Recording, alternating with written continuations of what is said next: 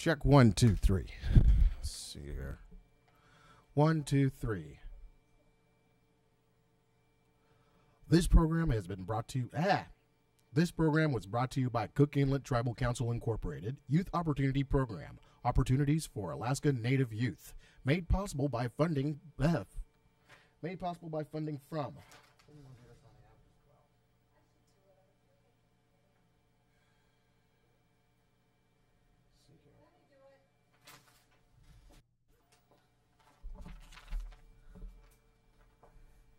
Am I usurping it? You don't care? Testing 1. Jeannie, do what you do best. Let's do it. Tell me when. Go for it. This program was brought to you by Cook Inlet Tribal Council Incorporated Youth Opportunity Program. Opportunities for? Speak to the center of the mic because that one's really... Okay. 3, 2, 1. This program brought to you by Cook Inlet Tribal Council Incorporated Youth Opportunity Program.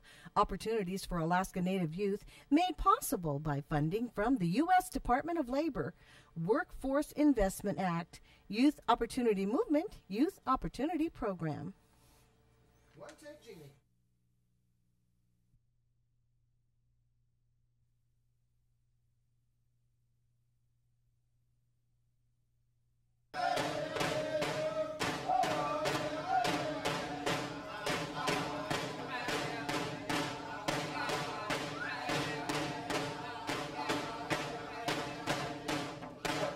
Welcome to This Generation.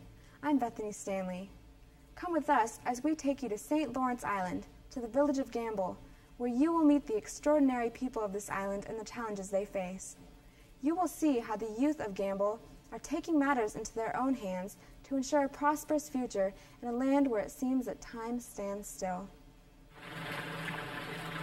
30 miles off the coast of Siberia, often hidden in the midst of the Bering Sea, lies the community of Gambell.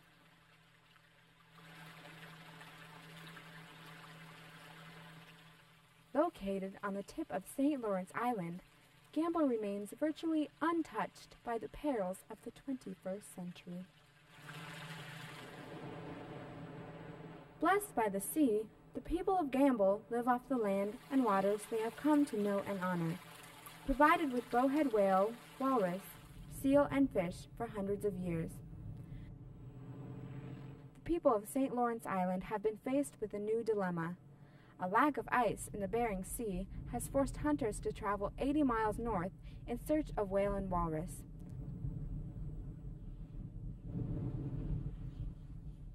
Allowed 8 whale each season, Gambell has had only one successful whale hunt this year, and as the sea ice travels further north, so do the walrus, which provide food, skins for their boats, and ivory that many of these villagers use for carving to sell to tourists. Well, this year I'm in big shortage of tusk, walrus tusk. That's not really a help for me. Sam Okhtokiyuk has been carving ivory for a couple of years now. On this day, Sam is carving a miniature whale. Or a very small whale. I have 2 of them that are close to done. If you're digging around here, you can hit a jackpot once in a big while, that is. That has some fossilized ivory. See, starting in '98, had a high school teacher, Wilford Tunyon, helped me out. It gets really foggy every day. There's rarely any warm days and all that. We do get them though, once in a while. In an effort to ensure a prosperous and positive future for these kids and millions of others nationwide, the Department of Labor has awarded youth opportunity grants to communities with high poverty levels and low employment rates. With this grant, youth throughout the rural areas of Alaska will have opportunities to acquire the skills and work experience necessary to succeed in the global economy of the 21st century. As you can see, when you look around here, there's not much of a cash flow or economic base. Part of the DOL's, at least the initiative, was to try to help these students or these youth, both at risk, the out of school and in-school youth, to start thinking about their careers. What most of our villages have had to do is basically survive on two different economies, which is of course, the cash economy, and the major portion of it is the subsistence. Like you can see, there is no Walmart here. There isn't any kind of businesses, so the cash economy is very low. I've been trying to get a job for this summer. So far, I haven't found one. Most of the teens around here that I know started smoking,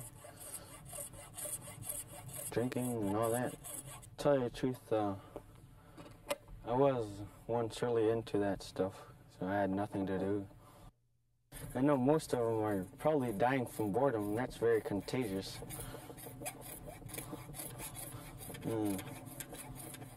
All they do is just ride around all night and nothing to do in the day. I guess it happens every day to people around here. Read books sometimes, watch TV. There's boating, riding Hondas. Sometimes I'll go camping, Savoonga sometimes.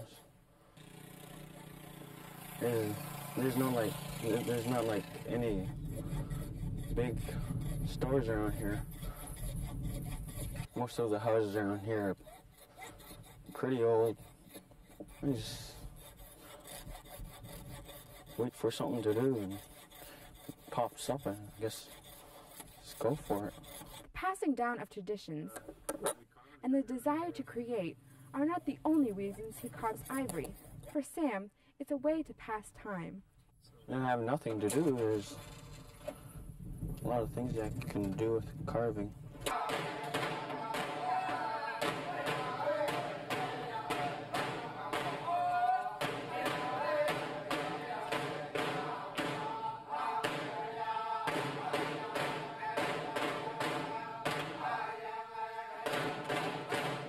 Took a sharp knife or anything that's pointed, scratch it out, put some ash in there, brings out a good color.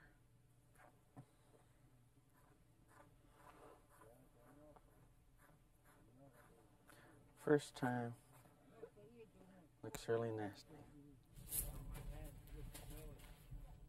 Right now they're just tying this whole thing up from here to there, all around.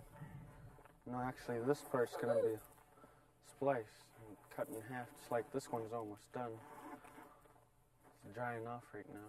It takes about a month to get this whole thing done.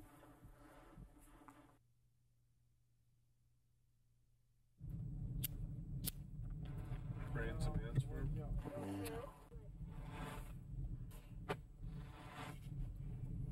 You notice the fur is just actually just peeling off.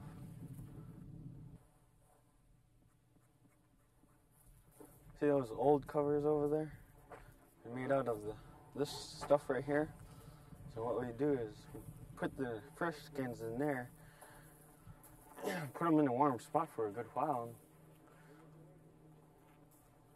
and once they start to get smelly, and talking about smelling good, once they start to get water in them, it's usually when they're actually done. These are our partners in the program, Native Youth Leadership. Kim Antoghame is a youth coordinator for the Youth Opportunity Program in Gambell. Growing up in Gambell, Kim knows what these kids are going through. They don't have, a hangout here in Gambell, and they want like a youth center or something, built here for them. Something to do, because they're always hanging out elsewhere and they don't know where to go. to occupy their time and steer them away from negative influences that make their way into these remote villages. The youth of St. Lawrence Island are creating ways to spend their time. Careers is a real big part of this youth opportunity. We've got to stop thinking of just short-term fixes, feel-good fixes. You really need to be thinking about your careers. Where do you want to go? Jobs.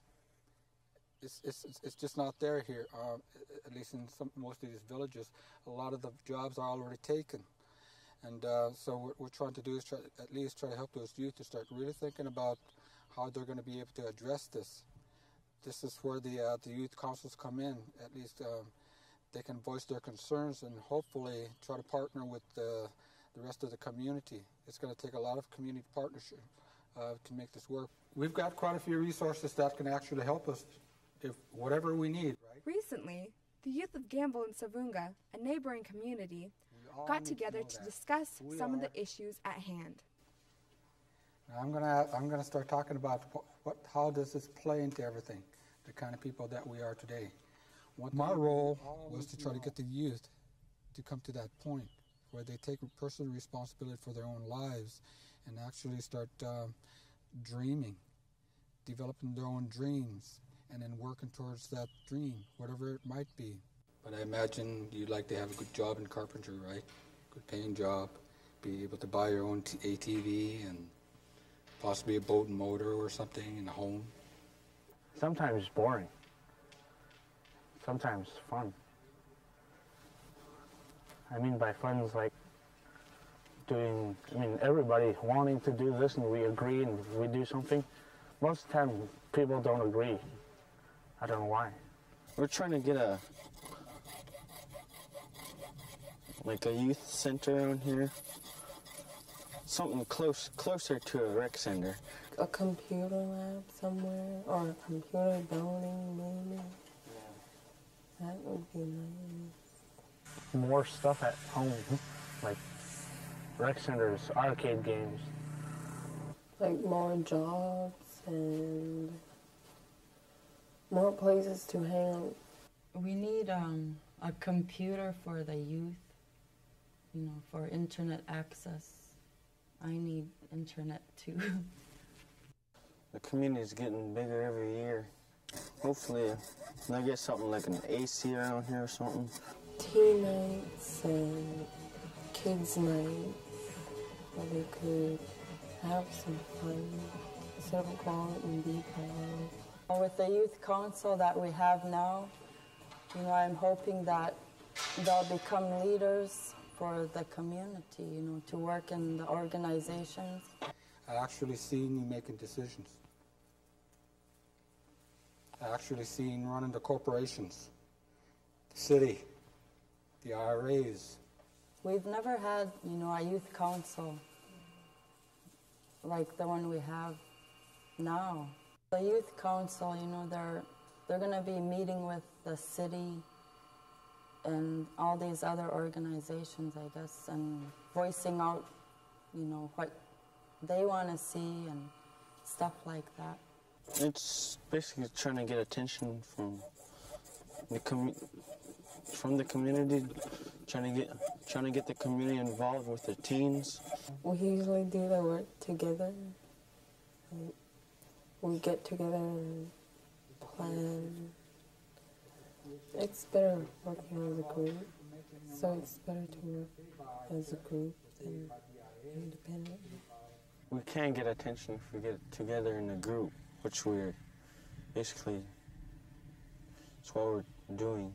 The togetherness, and it's it's so powerful to see, Gambell and Savoonga Youth Council together and sharing their ideas and what they see, what they think that is wrong, in their villages, and how to better it. But overcoming some of these obstacles has proven to be a challenge. Something that you don't want to see happening in the village, what would that be? The biggest concern that I heard from the youth was the bingo and pull tabs. And the only thing they can do is think about doing right now. I want to feel better now. And bingo is addictive. It makes you feel good. You're in anticipation of winning all those big bucks. And when you do, there's this sense of relief and internal joy. I mean, you've probably seen some of your parents, right? They come home and they're all excited. No? But same way with alcohol and drugs. It changes, it's a mood-altering, mind-altering experience. There's a lot of parents that, are so addicted to bingo and pull tabs that they're not spending enough time with their children.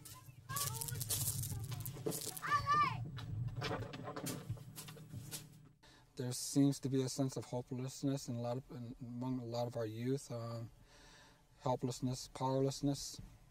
If we want to continue that trend, all we have to do is do nothing. But I think if we start actually doing something about it and start thinking about the strengths themselves, the potential and the possibilities, especially among our youth and the communities, and build upon that, I think we can go far.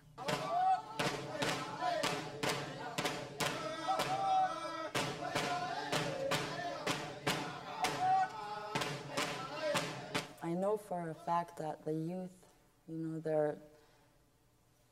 their culture is, very strong. Like with Eskimo dancing and singing, there's a lot of youth that participate in that, and that means a lot to them. For those of you that are anticipating the Eskimo dancing, how does it make you feel to belong and know how to do that?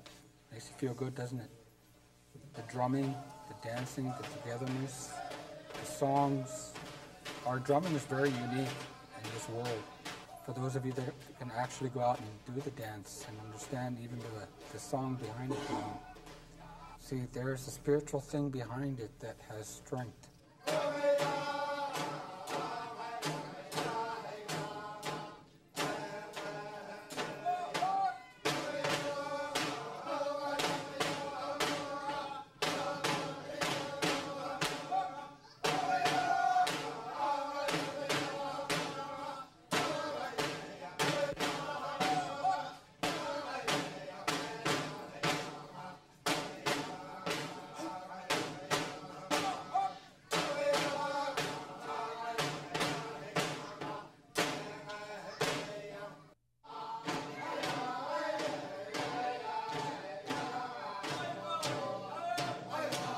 Dancing is very important. I love dancing. Watching. Yeah, having your own experiences.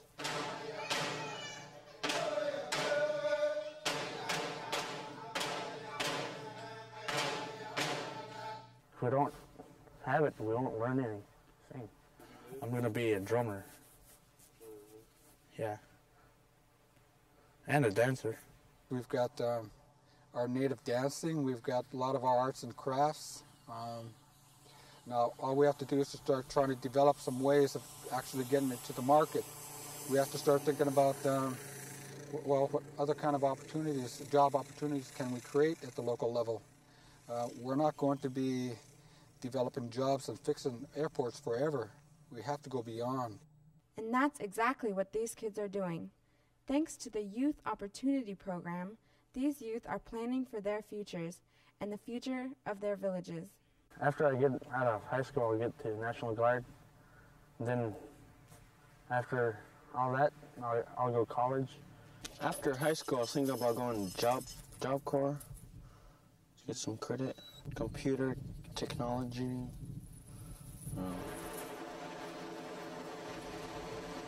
maybe aviation. Child development, or accounting, or culinary arts. Sometimes I need substitutes at the school for teachers or bilingual teachers. Or maybe like start a daycare center or something.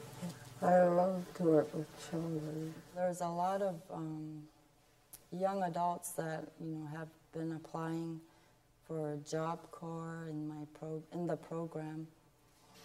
And a lot of them, they want to go out, out of town and come back when they get their degrees or certificates from some program, They want to come back and become like leaders for the community. Our children are our renewable resources in the community, and it would help to help them know what's around and be able to help themselves and their future. 10 years from now, what I envision is a very proud people, independent, basically living in harmony, just like in the old days. There's a place for the kind of lifestyle we used to have, but yet we still can embrace new technology, information. We can be among the global community. We can be strong, and that we can have a sense of pride in what we do, whether we live in the traditional sense or whether we embrace the global economy. I would like to see bridges between the youth and the elders. I would like to see our kids having joy, places to go. The big thing is that each one of us, especially among our youth, that we can walk around with dignity and pride without having to feel like that we're less than anybody. We shouldn't have to compare ourselves to anyone.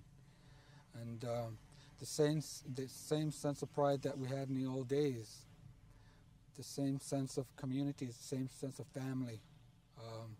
That's ultimately what my dream is. It is a dream shared by both old and young, a vision of what is yet to come. As the youth of Gambell and Savoonga search for a way to blend these two worlds together, life continues on St. Lawrence Island. The hunters still hunt, the birds still grace the sea, and the dreamers still dream.